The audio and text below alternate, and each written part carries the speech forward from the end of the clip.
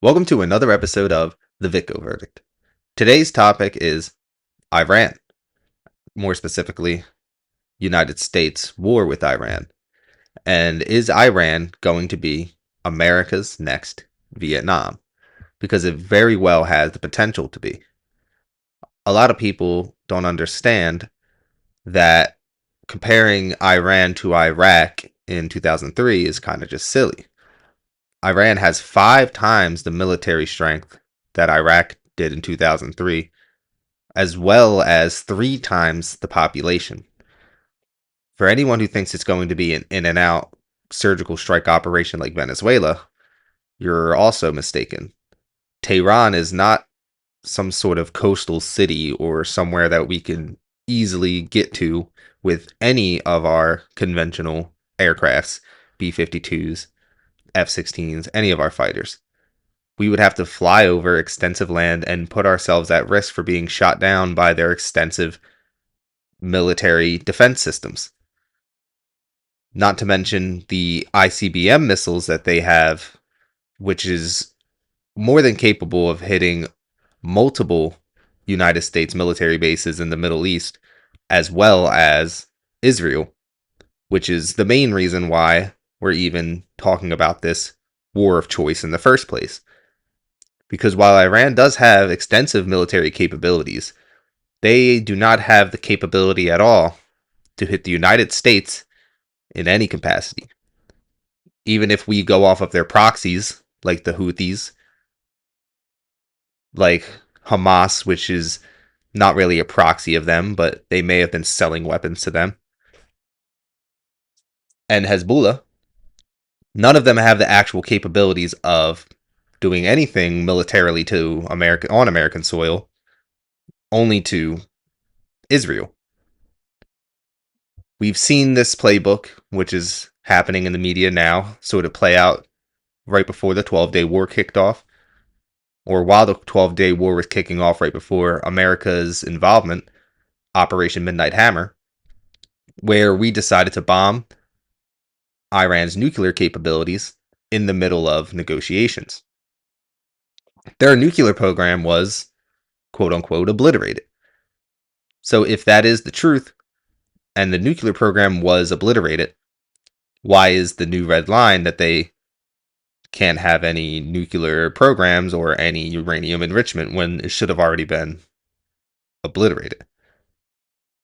Not to mention the new red line of them not allowing to have any type of ICBMs, especially ones that are capable of hitting Tel Aviv.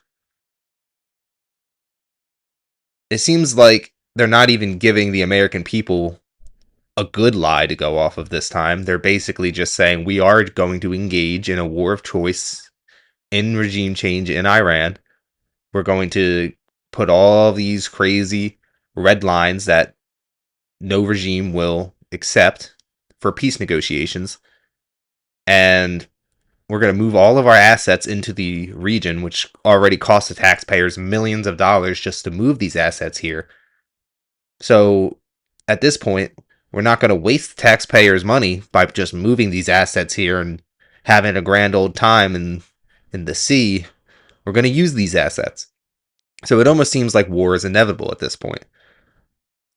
We're going to go over possible solutions, possible de-escalations. There are some things that are going on in the House that could at least make this choice go to the Congress as it should be. So Congress will have to declare war on Iran and not just a military operation without any congressional approval. And we also have some comments from Witkoff at the Board of Peace meetings, so we will get into some of that as well. Welcome to episode number 6 of The Vitko Verdict.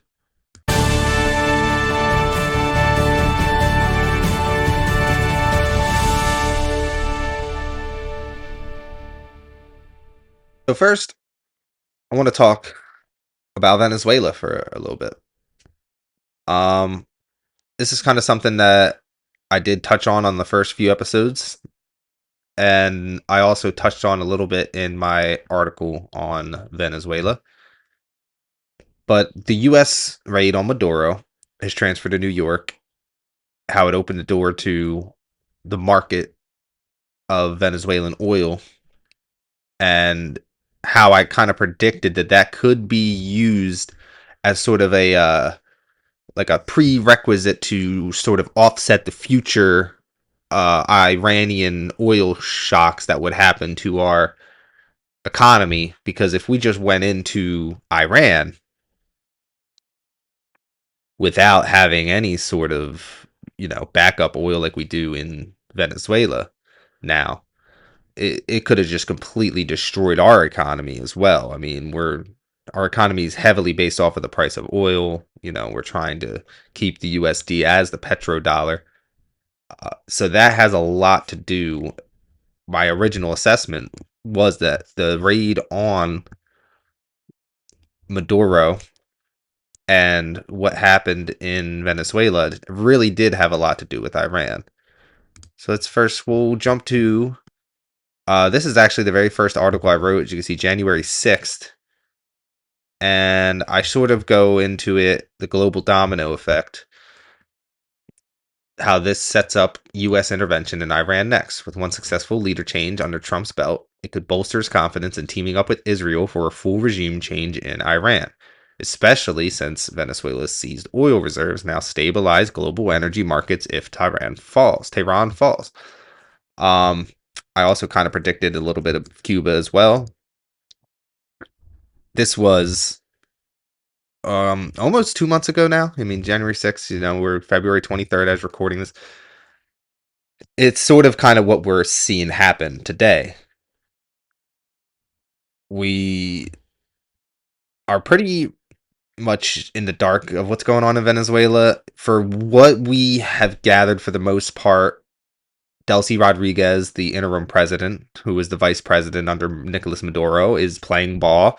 They got the regime in check, and there wasn't a regime change. There was just a leader change. We haven't heard anything about Maduro yet. And it seems like, for what it's worth, we have control of their oil sector. They're doing some trades. We're trying to get some unenthusiastic sounding companies on board for the oil, especially like Exxon and them. I think Chevron was, of course, already in Venezuela, so they were already on board for what's going on with our control of the sector.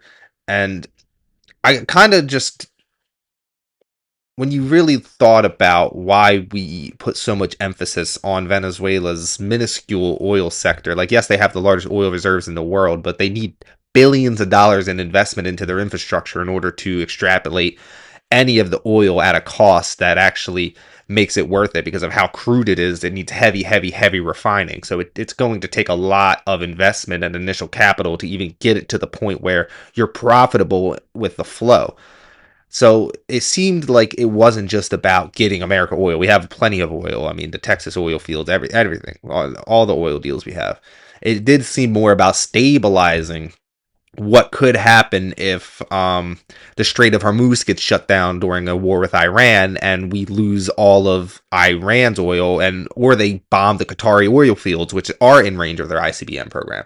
So the fact that we have like a little backup to not cause a huge shock to our stock market, which affects our dollar, since we're off this, petrodollar-esque fiat currency that just is backed by nothing but the hopes and dreams of the American people in our stock market. So we got to make sure that the stock market is doing good, even if we decide to move with war in Iran.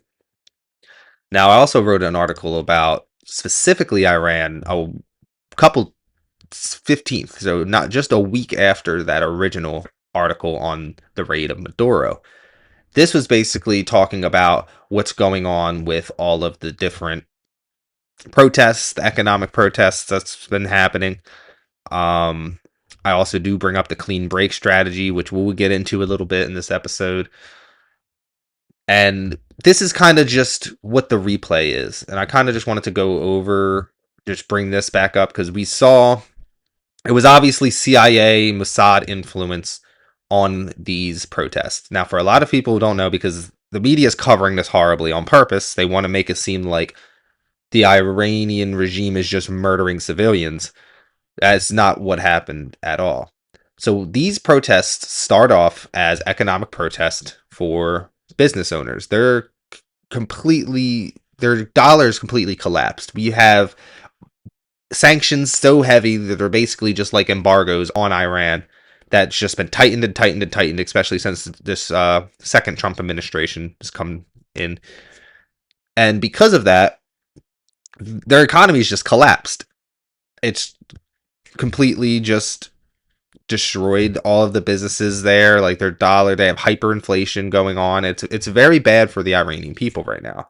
So they staged economic protests, and they were very peaceful, just trying to get the point across, like, hey, we need our government to try and do something so that we can get these sanctions off, because all they're doing is hurting the Iranian people. Obviously, I go through this all the time. Sanctions do nothing to hurt the government that's in place. They only hurt the people.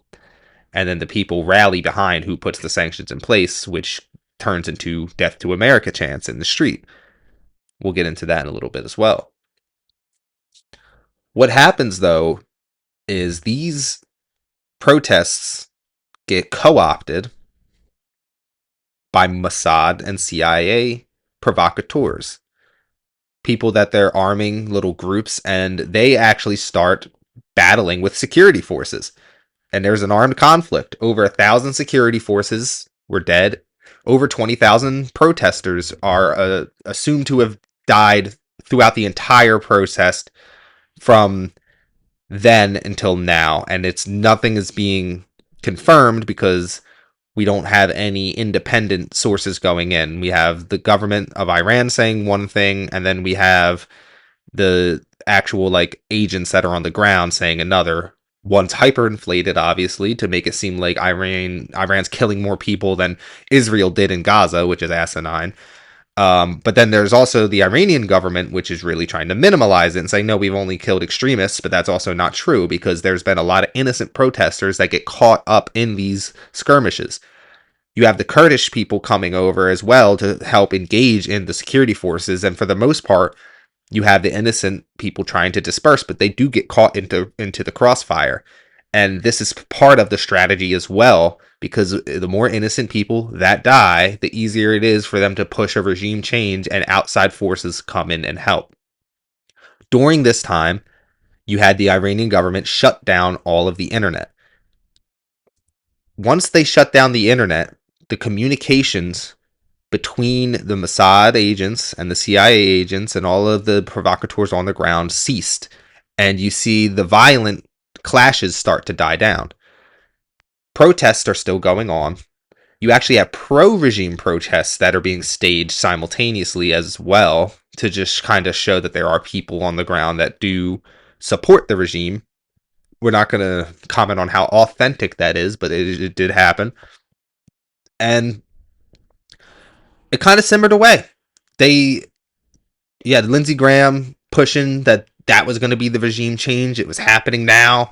You had Trump on Twitter saying, we're going to go in, take over your institutions, help's on the way, making it sound like we're going in actively to help these protesters, the provocateurs, overthrow their government. And nothing came of that. It was pretty obvious that the people on the ground were mainly provocateurs, Kurds, and different type of militant groups that were trying to clash with the government. And the civilians overwhelmingly didn't want anything to do with it. So they left. That is where we sort of left off on everything.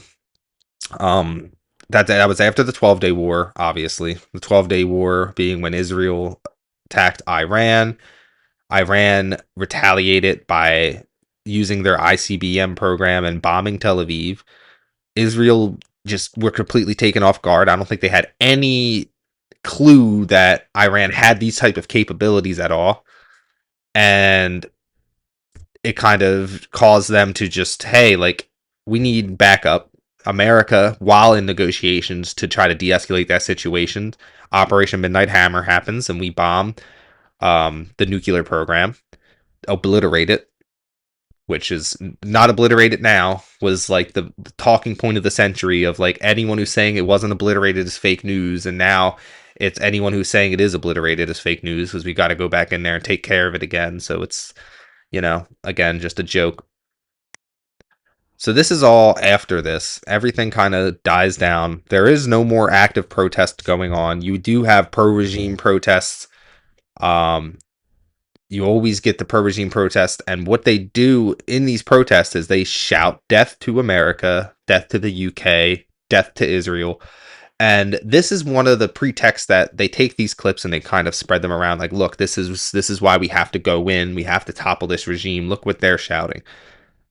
When they say this is not like what they don't mean death to all American civilians. They don't even mean death to anybody. They are talking about the regime in specific. It's sort of their way of saying, hey, like how we go out and protest and say fuck ICE. We're not calling for the death of every ICE agent. We're just saying fuck that organization. It's kind of the same thing where they're saying fuck America, fuck Trump, fuck the regime. They're not saying death to all Americans. That's not what that means. And this chant comes after the 1979 Iranian Revolution, when they storm the embassy and they realize that the Shah that's been installed was installed by the UK, MI6, and the CIA from the United States. This is where they take to the streets and they start the death to America, death to the United Kingdom chants, because they were the ones that are actively oppressing their people. They are the ones that installed this regime. This is kind of the whole basis for the 1979 Islamic Revolution, and it's kind of like the whole point of why intervention always fails. We kind of go into here. 1951's Man of the Year is Mossad Mossadegh. He was the Iranian democratically elected official who wanted to nationalize their oil. Of course, anytime someone wants to nationalize the oil, this is a big problem to the United States, and specifically at this time was the United Kingdom. So they had staged a coup in 1953 called Operation Ajax. This was a joint operation between the MI6 and CIA to overthrow the government of Iran and install a Western-friendly leader, which is not the Ayatollah. I'm sorry, but the Shah. Yeah. So they installed the Shah in 1953, and the Shah lasts until the 1979 Islamic Revolution, when the Ayatollah came back and took over. And, we kind of go over the rest is history there. We get this. It's not like it's a good regime. It's a very oppressive regime. And nobody's saying the Iranian regime should, be there. But we're just saying the Iranian people should have the right to decide what government represents them. And unless they want to have another revolution and overthrow their own government, we should not have a say in what this government is doing. There should be no sanctions. There should be no anything. It's just plain and simple. It's also one of the big things is why I feel it's very important to highlight, because one, as we went over, Iran has zero capabilities of striking the United States. Iran doesn't have any, even all the Hezbollah and all of them terrorist organizations that are state sponsors are not anywhere in the vicinity to harm Americans on American soil or anything like that. It's all against Israel. It's usually just because of that they have a very, very contentious relationship with Israel, mainly because of Israel's treatment of the Palestinians. And before we even get into this clean break strategy, I see a lot of the times one of the things, Israeli propaganda, that really gets pushed against Iran is that in Iran's constitution, they have death to all Jews and they have to kill all Jews. Now, this is just completely false. In fact, there are a number of Jews that live in Iran, and then also the in Iran, the way their government works, because it is a theocracy, they actually have to have representation from not only the Jewish community, but the Christian community. Now, granted, they only have one representative for the Christians and one representative for the Jews. The rest is Muslims. It's a Muslim controlled country. But the fact that they have Jewish representation in their government and a Jewish population is just more than proof enough that there's nowhere in their constitution it says anything about death to Jews. That just has to be completely put aside. There's also a declaration from the Ayatollah that has never been backtracked called a fatwa that says it is against their religion to seek nuclear weapons. And a lot of people don't like to mention that, but the fatwa that the Ayatollah put in place is still in place. It's literally against their religion in a government decree to obtain nuclear weapons. The only enrichment that they are doing were for civilian enrichment to have nuclear power plants of themselves, which was negotiated during the Obama era. It's like one of the only foreign policy things that Obama kind of got right was his negotiations with Iran. I will say, like, every other place was just a tragedy and monstrosity, but the deal he put in place with Iran was pretty good. It was way better than what we have now, obviously, which is nothing. So on top of that, though, the clean break strategy is something that I do like to highlight, especially in situations with Iran specifically, because it is the last regime on the list of regimes to topple that hasn't been toppled yet.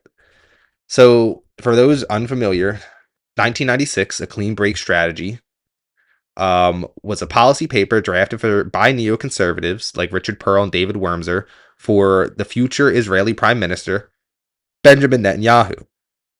It was an Israeli defense strategy focusing on rejecting the Oslo Accords by using regime change, destabilization, or military action to help reshape the Middle East in Israel's favor.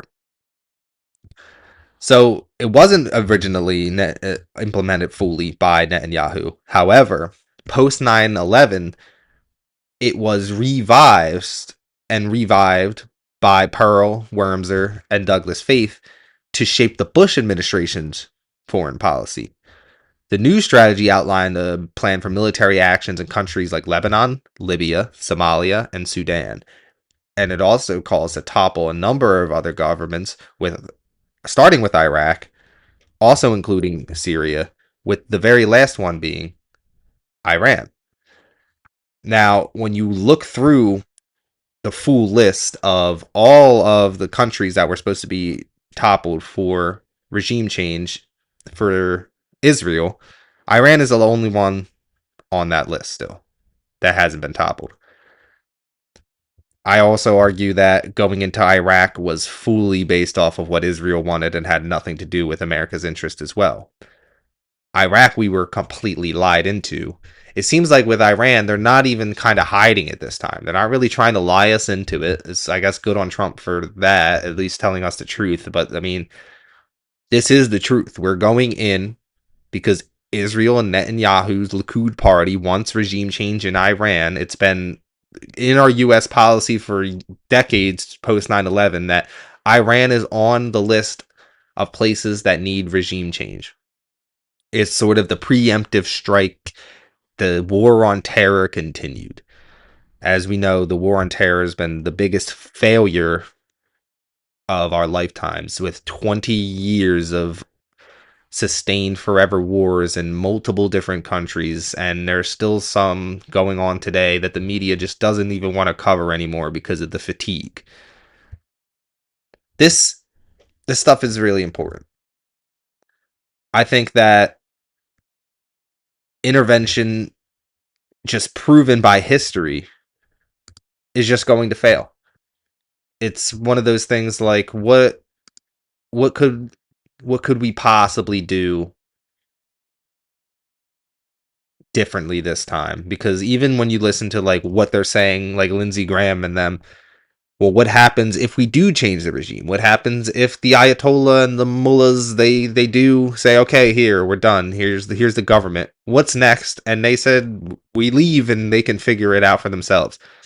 it just turns it into a failed state. Like nobody has a plan for what comes after. Nobody ever does. Nobody cares. They just want what current regime out, short term win. Nobody looks towards the long term goals of how many more terrorist organizations it will create, how much more blowback it's going to create, and not even like the geopolitical. We didn't even talk about Russia and China. We can get into that a little bit as well.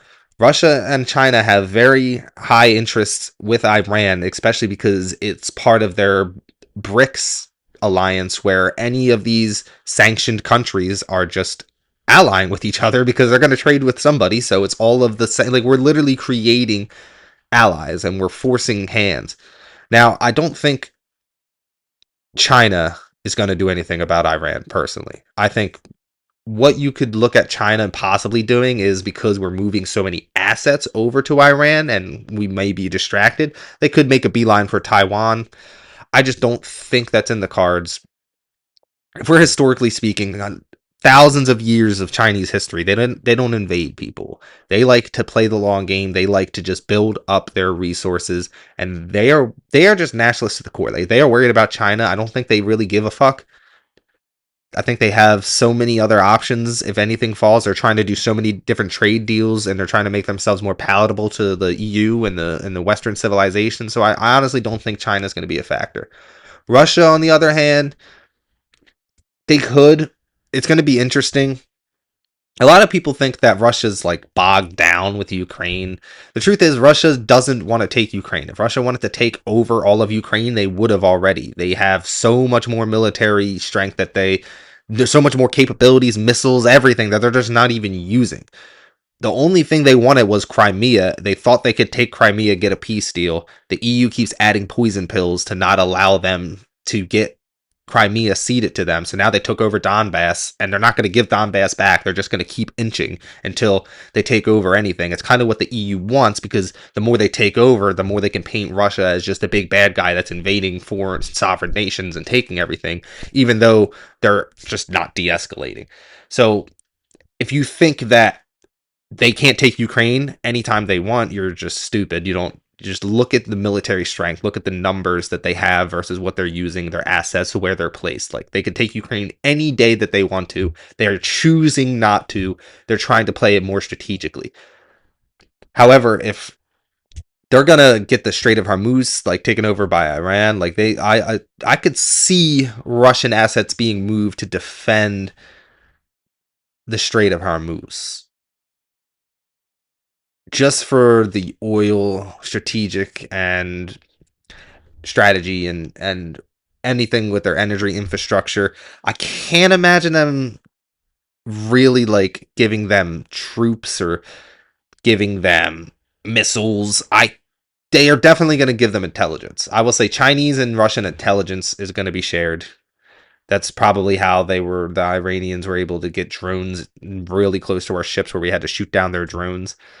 They were just like reconnaissance drones, but it's most likely that they're going to be getting intelligence from Russia and China. I can't imagine Russia giving them any assets.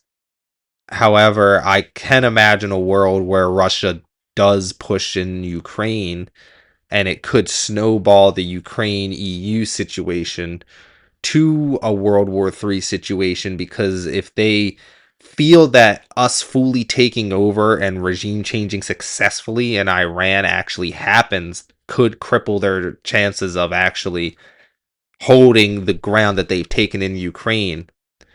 Especially if they view like a World War III as inevitable, they might say, hey, we can't let them take Iran, we got to do something now. And it could push China to just go right for Taiwan, Russia push right into Ukraine, and then sort of trying to put assets to try to protect Iran's interests. Because at the end of the day, Iran's not. If we go to war with Iran, they just have to survive.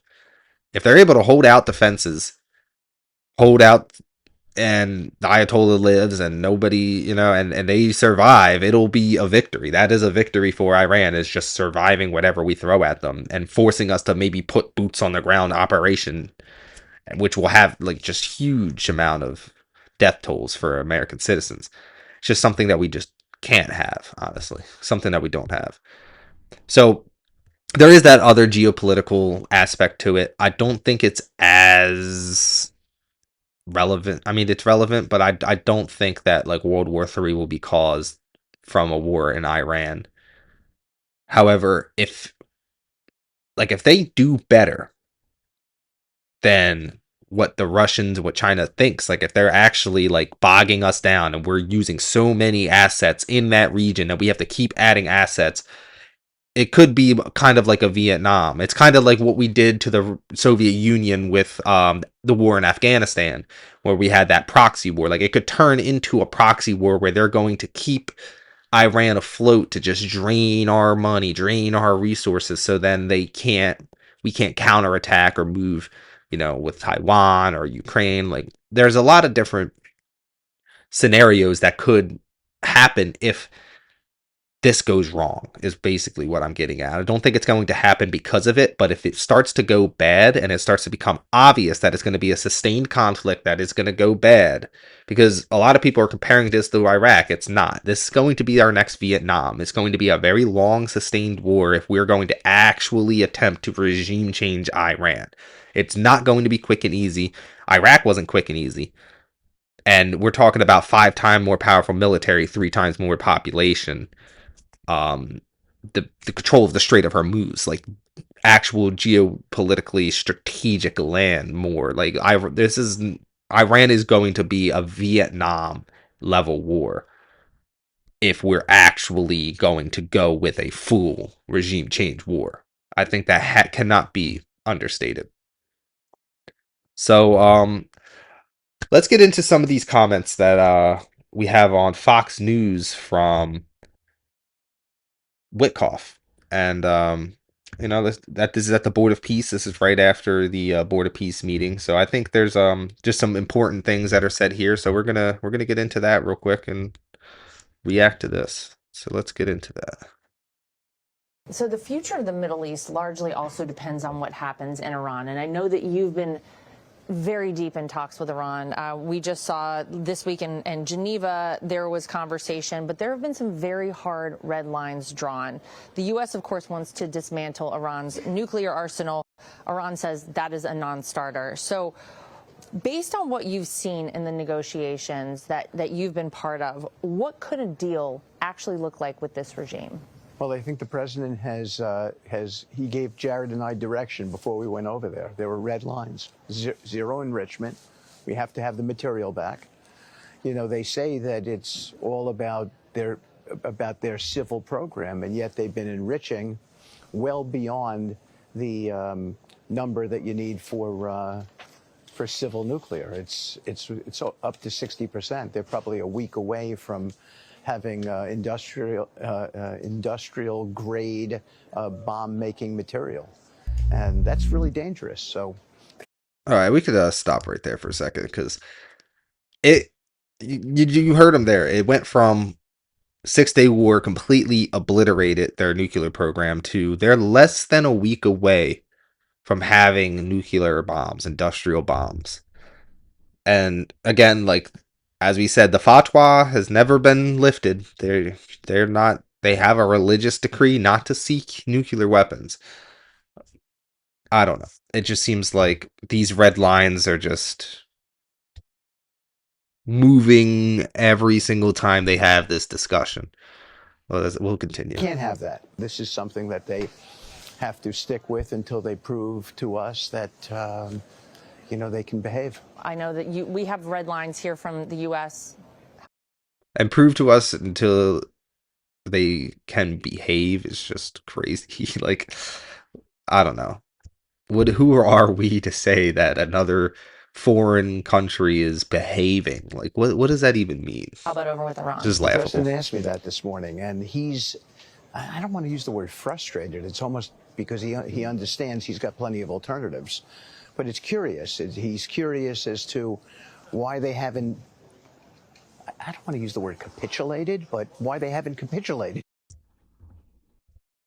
I mean, this is supposed to be like, you got to remember, this is who's representing America in peace talks to avoid a war with Iran. And these are like I don't want to use the term capitulated, but why haven't they capitulated? It's like, obviously, like if you're talking about a foreign country and like the Ayatollah, like you're putting them in an impossible situation. You're talking like they already have the fatwa. They're already giving you a deal on the table where they said, "Hey, we're not going to enrich for 3 months. We won't do anything with the nuclear program. We'll put a pause on everything for 3 months. We're going to guarantee we won't strike Tel Aviv." All of these talks, and they're just declined. And he's still saying, "Well, why aren't they capitulating?" It's because it's like, if the Ayatollah actually agrees to everything he says, he will be looked at as a super weak leader and be overthrown from within his own people, because obviously they don't want a leader that's just going to capitulate with whatever America wants them to do. And that's the point, right? We want regime change in Iran. So we're putting in these poison pills to where if they accept it, they'll most likely be overthrown by their own people, because it's an asinine deal for any sovereign nation to accept. Or we're just going to go in and regime change them ourselves. It's like, it's one of those things, like it's trying to, they're trying to paint it as like an offer they can't refuse, but it's literally an offer they have to refuse, and if they want to remain in power at all. But let's continue. Why under this sort of pressure, with the amount of sea power, naval power that we have over there, why they haven't come to us and said, we profess that we don't want a weapon, so here's what we're prepared to do, and yet it's hard to sort of get them to that. By the way, they have. It's the fatwa, and they've already said that they will cease any enrichment for 3 months. So they have done that. This is just a lie at this point. Place. Well, there's that pressure. There's also pressure coming from within Iran, from their own people. Obviously, we've seen these major protests going on within the country. The exiled crown prince, Reza Pahlavi, has also laid out pretty clear steps as to how a transition of power might occur over there in his eyes. Has he been part of any of this? Have you guys had any conversations with him? Well, I've met him at the direction of the president. I actually, it's public. It's out there. I think he's strong for his country, cares about his country, but this is going to be about President Trump's policies, not Mr. Pahlavi's policies. I think the president is interested in hearing everyone's views. He has no pride of authorship, is maybe the best way for me to say it, which I greatly respect, because he's open to new ideas and new ways of thinking. To move to Europe. So that's kind of like a diplomatic way of saying, like, we don't give a fuck what the Shah says, and he probably doesn't have enough strength to even hold power, because they already, multiple people have already stated, like, yeah, he doesn't have the following to actually hold power in Iran, so that's not going to happen. It's just more like proof. They have no plans. They want a regime change, and they don't give a fuck what happens after. It's insane. Let's continue. We're about to enter the 5th year of this war between Russia and Ukraine, and the U.S. brokered talks between the two many times this week as well, and it doesn't look like... No, actually, it looks like they're getting into Ukraine, so we're good. We're good with that. But yeah, that's basically kind of... If this talk wasn't really proof enough, it's kind of proof that they're already made up their mind. There's really nothing that... The amount of assets we moved in the region, we're already moving all of our military personnel out of Syria, which everyone was cheering, like, oh, we're getting out of Syria. It's like, yeah, maybe because the Syrian guards, are ISIS sympathizers, and they're actually murdering our troops that are helping them, which would be the reason to get out. But that's not the reason that they're getting out of Syria, because they're not going home. They're being moved to Iraq, Kurdistan, where they will be in range of the Iranian counterattack, and where they'll be easily able to go and give reinforcements. So it's all just it's a big game at this point. We're going to have to see where this goes. It's again, all of these interventions always fail. We're going to go into a little bit of just about what the solution should look like. As a libertarian, we should be following the non-aggression principle. What does that mean? It means if we haven't been aggressed upon, we should not be the aggressors. We haven't been attacked by Iran. We haven't been threatened to be attacked by Iran. Iran has never threatened any country, ever. in its history with nuclear bombs or nuclear warfare or even threatened of making a nuclear bomb. Again, the fatwa exists. Like, this is all these things I'm saying, like, the news will try to counter. If you type that into any Google, you can use your LLMs, any AI, has Iran ever threatened a country with a nuclear bomb? The answer is no. Does the fatwa exist where Iran is will not get a nuclear bomb or seek nuclear weapons? The answer is yes. Like, this is like, these are all just simple things. So it's like, follow this non-aggression principle. They're not aggressing upon us. We are actively engaging in a war of choice. Like, that's what this is going to be. We don't need to bomb them. We don't need coups. We don't need to overthrow their government, CIA. We don't need sanctions. Unless there is a direct, imminent threat to American lives or territory, no sanctions, no bombs, no coups, no intervention. It should just be that simple. No taxpayer dollars. Why do we just pay $9 million just in fuel payments, food, to move assets to this Middle East that we're not even at war yet? Congress hasn't declared anything yet. I mean, they won't, but it's just, it's laughable at this point, because it's just like, what do we doing here? You know what I mean? It should be simple. End all sanctions, end economic warfare. They only target Iranian civilians. They only make Iranian civilians more upset with America. Unilateral free trade with private Iranians where possible, and no barriers to Americans buying and selling peacefully would just give the Iranian people more, just like, of a friendly feelings towards us. Like, you know what I mean? Like, just being, not coming off as tyrants is one of the main things. Like, if you want the Iranian people to overthrow their government because it's tyrannical, we have to stop coming off as tyrants and kind of be like a beacon of like, hey, like, this is what a free market trade looks like. Anyone in America can freely trade with you. You can trade with us. And it's like, you would get more pro-Western and pro-American views by allowing free trade to reign. It's like, it should be obvious. And then just take a strictly defensive posture. You could protect U.S. soils, ships, citizens, and if attacked, you only respond to the attack. You don't occupy, we don't nation build, no regime change. Washington should not decide who rules Iran. It should just be the Iranians. It's the same thing I said in my Tehran piece. It's just, it should be simple. This is something that we really do need to focus on as Americans. Because these politicians who are deciding whether we're going to go to war with Iran are deciding whether it's our family members, our children, our neighbors that are going to go to a foreign country and fight and die for another foreign country, because it's nothing to do with anything that is happening in America. Higher fuel prices, higher food prices, if oil spikes, like, just because they did take Venezuela and it might help it a little bit, oil is still going to spike. If oil spikes, you need oil, gasoline to transfer everything. Anything that takes gasoline goes up in price. We're going to have more debt. You know how much, like, we're already trying to do a $1.5 trillion military budget. The reason is because they're trying to use it. And of course, the terrorist blowback. Every time we mention 9/11, you can't forget why 9/11 happened.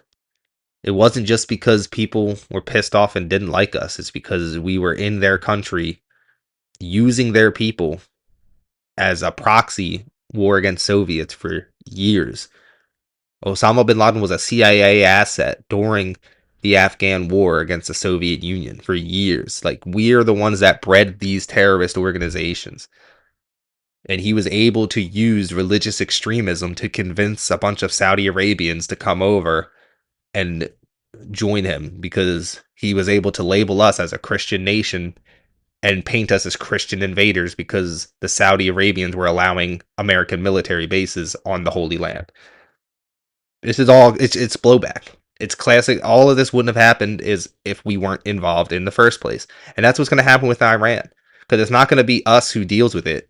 It's going to be 20 years in the future when the kids of the people that we decided to kill in Iran and overthrow their government and destroy their country, they form a new terrorist organization and then they commit a terrorist act against us. It's just like what blowback is. It's the endless cycle that we are responsible for, and we need to just nip it in the bud. So there are certain things that are going on in the House which are a little promising, but it's always these too little, too late legislations that are being pushed forward. So what I mean by that is every time we're about to go to war, and it really just hasn't failed, someone in the Congress, I think this time it was Ro Khanna and Massey, they put in a bill. I think this one is H-Con Res 38 that will just give the power back to Congress that they have to be the one to declare war. HCon Res 38 is going to direct withdrawals from U.S. forces from unauthorized hostilities in Iran under the War Powers Resolution. And it basically makes it so Congress actually has to vote on if we're going to war like they're supposed to via the Constitution. They haven't since the 70s. We just go to war because we can. They don't want the responsibility. But again, like the war uniparty there's always a few people in Congress that are anti-war, and the war uniparty holds these bills hostage until it's too late. By the time this even gets out of committee and hits the floor, we're going to be in a full-fledged war with Iran. I can predict that already. However, I still think it's important to call, email, tag them in Twitter, your congresswomen's men, congress people. Let them know to co-sponsor and vote and support H-Con Res 38. All it does is give them the power back to our Constitution. I called to my representative. I actually did get an email back from our representative. It was kind of just a whole nothing burger email just stating that what happened with Israel and Iran, how they're against Iran, war with Iran, of course, but also are monitoring the ongoing situation closely. Basically, the whole runaround of like, yeah, I don't like war and I don't like Trump because I have a Democratic representative, but I'm not going to say that I'm going to sponsor this bill or vote on it just because the war uniparty makes it pretty clear that we want to have this regime change. But I think it's important that the fact that I got this response, like if enough people do send emails, call, and they keep getting, hey, we don't want war with Iran, like over and over and over again, they're going to tend to try to listen to their constituents and their staffer, because obviously this is not written by my congresswoman, it's most likely written by a staff member. They'll convey like, hey, we got X amount of people saying they really don't want this war with Iran. Maybe you should consider sponsoring H-Con Res 38. So that's why I think it's important that we still live in a republic. We still should try our best to take the steps proper necessary in order to try to de-escalate situations overseas that we can. So email, call your representative. It's hconres38. And all it does is literally reinstate what the Constitution says, that the only people that should be able to declare war is Congress. Yeah. So pretty much covered everything. I think it's important to really highlight why it's important to Americans, what this could mean if we go to this war, the geopolitical implications, why Venezuela was most likely the test case, trying to secure oil interests. And again, it's not really about loving or hating Iran's regime. It's just about whether Washington gets to gamble with your life, your money, your kids' future to play empire in the name of stability or fighting terrorism. So, as a libertarian, we just want to trade with everyone, entangle with no one, and defend our shores and let other nations rise and fall by their own choices and not by any United States coercion. If you guys are interested in these articles, the Maduro raid, a libertarian double-edged sword, and this is like a full historical account of our intervention with Iran. History repeats in Tehran, why U.S. intervention always backfires in Iran. Just please visit my Substack. All of these articles are on here. I have very much more to come. I post on here. Try at least once a week, get a new article up. Recently, we got into Somalia's blowback, and most recently, we did one on the Cuban energy crisis, how our embargoes in Cuba, and same thing kind of tying back to the Venezuela raid with Cuba, how it all kind of goes together. So thank you for watching.